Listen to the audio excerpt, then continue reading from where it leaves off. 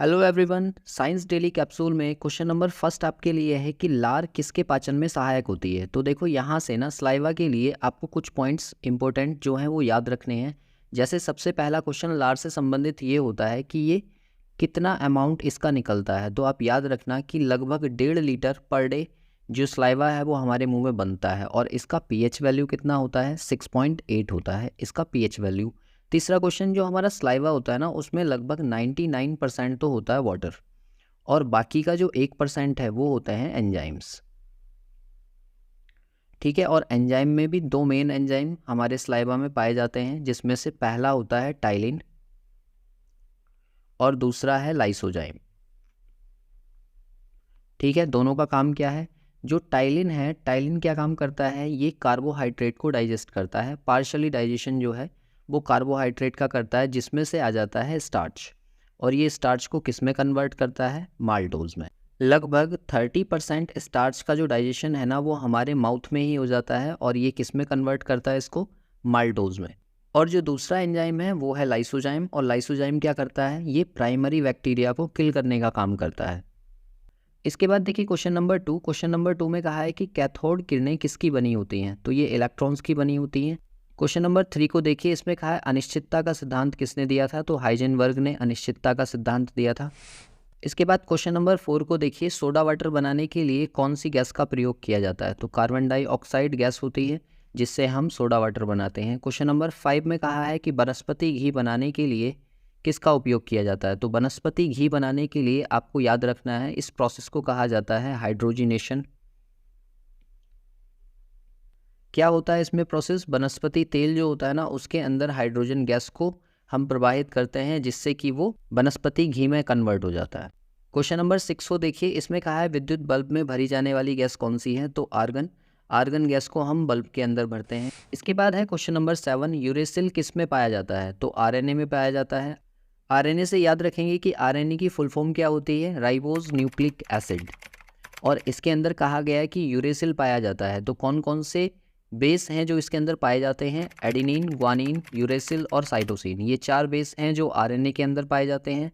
और यूरेसिल की जगह पर एक बेस होता है हमारा थायमीन, जो कि डीएनए में पाया जाता है। ठीक है, डीएनए की फुल फॉर्म क्या होती है? Deoxy ribose nucleic acid. तो यहाँ से ये 2 क्वेश्चन आपको तैयार करने हैं कि डीएनए के अंदर क्या नहीं पाया जाता है? यूरेसिल। और यूरेसिल पाया किस में जाता है? आरएनए में। क्वेश्चन नंबर 8 को देखिए, इसमें कहा गया है कि तत्वों का वर्गीकरण सर्वप्रथम किसने किया था? तो डावेराइनर का नाम यहाँ पर आता है। डावेराइनर ने क्या दिया था?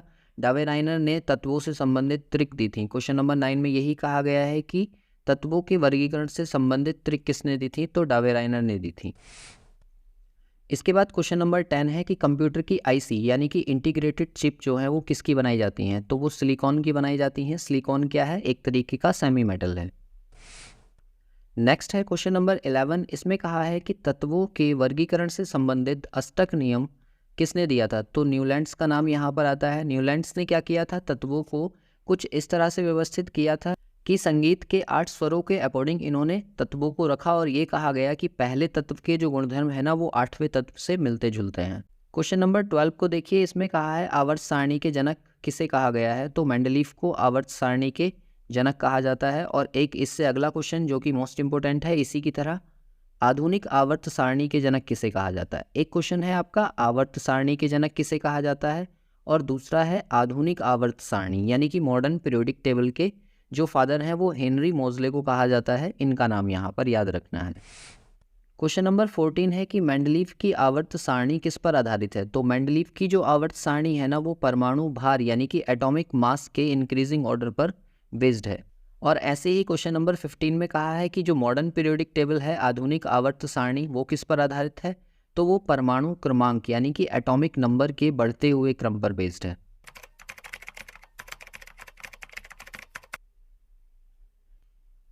क्वेश्चन नंबर 16 को देखिए, शरीर में ऊतकों का निर्माण किससे होता है? तो प्रोटीन से होता है। इसका आंसर हो जाएगा प्रोटीन। इसके बाद क्वेश्चन नंबर 17 को देखिए, इसमें कहा है कि जल के एक अणु का अणुभार कितना होता है? तो यहाँ पर लिखा है 18 AMU। AMU का मतलब होता है atomic mass unit. Question number 18 को देखिए, दूध की शुद्धता का मापन किस यंत्र के द्वारा किया जाता है? तो उस यंत्र को कहा जाता है लैक्टोमीटर। यहीं से एक और क्वेश्चन आपको याद रखना है कि दूध के अंदर कौन सा एसिड पाया जाता है, तो लैक्टिक एसिड पाया जाता है। और तीसरा क्वेश्चन यहाँ से एक और बनता है कि दूध से जब दही बन जाता है तो दही के अंदर कौन सा बैक्टीरिया पाया जाता है, तो उस बैक्टीरिया का नाम भी लैक्टोवर्ड से बना है, लैक्टोबैसिलस। तो इसलिए ये 3 क्वेश्चन आपको यहाँ से तैयार करने हैं। क्वेश्चन नंबर 19 को देखिए, इसमें कहा है रक्त में पाई जाने वाली धातु कौन सी है, तो ये लोहा होगा या आयरन इसको हम कहेंगे। और इसके बाद क्वेश्चन नंबर 20, मानव मस्तिष्क का वजन कितना होता है, तो लगभग 1350 ग्राम या 1400 ग्राम के आसपास हमारे ब्रेन का वेट होता है।